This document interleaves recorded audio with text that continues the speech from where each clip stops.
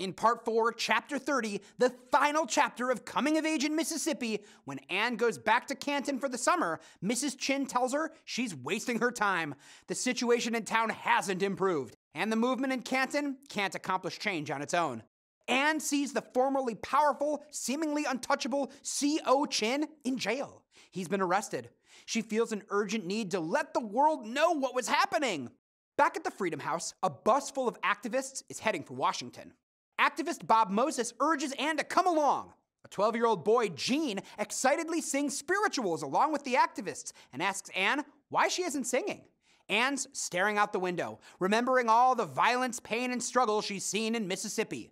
Gene asks Anne if they'll make change in Washington, and Anne can only respond with, "I wonder."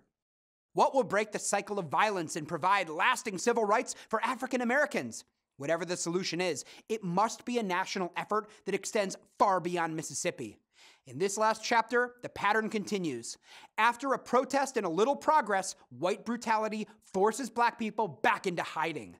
The inspiring C.O. Chin has earned nothing for his sacrifice, and Anne sees the problem's scale and magnitude. The South has a human rights crisis.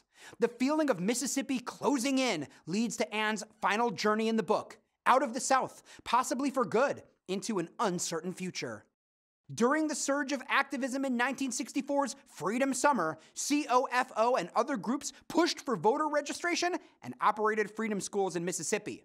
The Civil Rights Act of 1964 and the Voting Rights Act of 1965 followed, but the civil rights movement became divided by conflict soon afterward and gave way to other social movements. Moody, too, would become disillusioned with the movement's direction by the time she wrote the book. She doesn't want to give up hope completely, but the repetition of, "I wonder, I really wonder," shows how the legacy of racism and slavery lingers no matter what. The book's last line switches from a reflective past tense to a direct present tense. Moody, writing 4 years after she rode the bus to Washington, is still wondering.